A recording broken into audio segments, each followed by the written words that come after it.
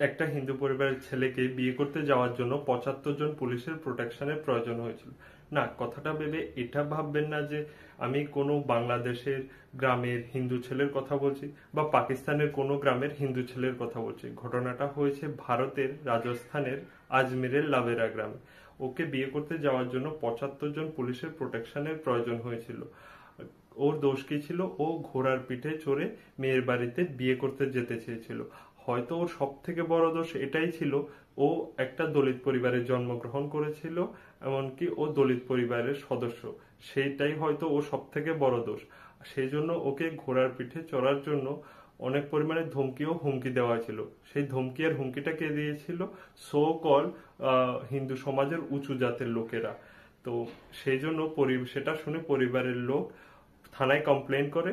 Complain করার পর পুলিশরা ওকে প্রোটেকশন দেয়, তারপর ওকে বিয়ে করতে যেতে পারে ও। তো যারা বলে যে ভারতে এখন কোনো জাতিবাদ নেই, তো এটা কিসের উদাহরণ?